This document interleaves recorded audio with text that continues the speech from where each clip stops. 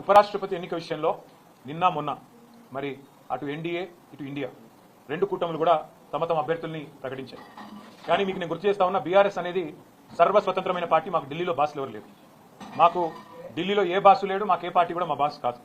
మాకు ఎవరైనా బాసులు ఉన్నారు అంటే తెలంగాణ ప్రజలే మా బాసులు తప్ప మాకెవరు ఢిల్లీలో పెద్దలు మాకు ఆజ్ఞాపించే వాళ్ళు, మమ్మల్ని ఆదేశించే వాళ్ళు ఎవరు లేరు. మేము మా పార్టీకి ఇంతవరకు ఎవరు కూడా సంప్రదించలేదు.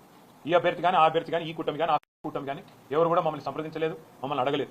మేము కూడా ఒక పార్టీగా కేవలం మీడియాలో చూసింది తప్ప ఉపరాష్ట్రపతి ఎన్నిక జరుగుతుందని మాకు ఇంతవరకు ఎవరు కూడా సంప్రదించింది లేదు, ఎవరు కూడా అడిగింది లేదు. పార్టీగా ఇంకా టైం ఉంది, సెప్టెంబర్ 9 ఎన్నిక కాబట్టి కూర్చొని ఆలోచించుకొని మేము ఎలక్షన్ తేదీ నాటికి మా వైఖరి ప్రకటిస్తాం. కానీ ఒకటి మాత్రం నేను గుర్తు చేస్తా ఉన్నా, మేము ఎన్డీఏ కూటమిలో లేము, ఇండియా కూటమిలో లేము. మాకు ఇద్దరు అభ్యర్థులకి ఎవరికి సపోర్ట్ చేయాలనే విషయంలో మాకు ఢిల్లీ నుంచి ఏ ఒత్తిడి లేదు. మాకు ఏ ఒత్తిడికి తల ఒగ్గాల్సిన అవసరం లేదు. మాకు ఢిల్లీలో ఏ బాస్ కూడా లేరు.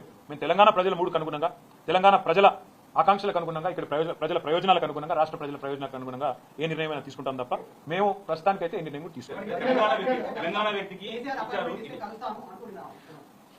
ఎవరు మళ్ళీ చెప్తా ఉన్నా, ఆయన రేవంత్ రెడ్డి గారు పెట్టిన అభ్యర్థి అయితే ఖచ్చితంగా మేము వ్యతిరేకిస్తాం. ఎందుకంటే కాంగ్రెస్ అనే ఒక చిల్లర పార్టీ, కాంగ్రెస్ అనే ఒక థర్డ్ క్లాస్ పార్టీ ఇవాళ రాష్ట్రంలో ప్రజలని ఎంత అరిగోసపుచ్చుకుంటున్నదో రాష్ట్ర ప్రజలందరికీ తెలుసు.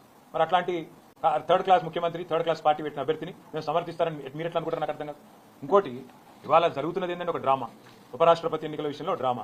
నిన్న మొన్నటిదాకా ఏమన్నారు ఇదే రేవంత్ రెడ్డి గారు, బీసీల విషయంలో మా పార్టీ చాలా చిత్తశుద్ధిగా ఉన్నది, బలహీన వర్గాల విషయంలో మేము ఢిల్లీ దాకా కొట్లాడతాం, అవసరమైతే అంతరిక్షం దాకా పోయి కొట్లాడతాం అన్నాడు. మరి ఒక బీసీ అభ్యర్థిని ఎందుకు పెట్టలే?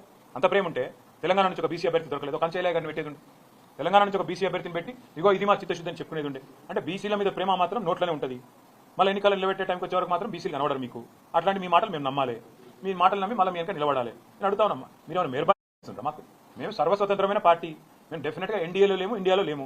మేము మా మోడీ మా బాస్ కాదు, రాహుల్ గాంధీ మా బాస్ కాదు. తెలంగాణ ప్రజలు మా బాసులు. వాళ్ళ ఆలోచనకు అనుగుణంగా, వాళ్ళ అభిప్రాయానికి అనుగుణంగా మా నిర్ణయం ఉంటుంది. ఇక్కడ ఒకటి మాత్రం వాస్తవం, రెండు పార్టీలు దొందు దొండేనండి. కాంగ్రెస్ బీజేపీ రెండు కూడా దొందు దొందే. తెలంగాణను ఇద్దరు కూడా ముంచినోళ్లే. 11 ఏళ్లు బీజేపీ ఏం చేయలే, 2 సంవత్సరాలు 20 నెలలుగా కాంగ్రెస్ ఏమీ చేయలే. ఇచ్చిన ఒక్క మాట నిలబెట్టుకోలే. ఆ ఇద్దరు అభ్యర్థులను మేము అంత సీరియస్ గా తీసుకోవాల్సిన అభిప్రాయం ఆలోచన ఉంటుందని నేనైతే వ్యక్తిగతంగా అనుకోను. కానీ పార్టీగా, ఎందుకంటే నా ఒక్కడ అభిప్రాయం పార్టీ అభిప్రాయం కాదు, పార్టీగా మేము కూర్చుని ఆలోచించి డెఫినెట్ గా మా ఎమ్మెల్యేలు ఉన్నారు, మా ఎంపీలు ఉన్నారు, మా ఎమ్మెల్సీలు ఉన్నారు, మా ఇన్ఛార్జీలు ఉన్నారు, మా స్టేట్ కమిటీ ఉంది. అందరం అవసరమైతే పెద్దలు కేసీఆర్ గారితో మా అభిప్రాయాలు చెప్పి ఒక పార్టీగా నిర్ణయం తీసుకుంటాం. వ్యక్తిగతంగా నేను అనుకోవడం మాత్రం రెండు కూడా దొందు దొందే. కాంగ్రెస్ బీజేపీ రెండు దొందు దొందే. రెండు తెలంగాణకు పనికొచ్చే పార్టీలు కాదు, రెండు ఢిల్లీ పార్టీలే. వాటిని పట్టించుకోవాల్సిన అవసరం కానీ, వాటి రాజకీయం గురించి ఆలోచించాల్సిన అవసరం కానీ లేదు అనేది వ్యక్తిగతంగా నా అభిప్రాయం.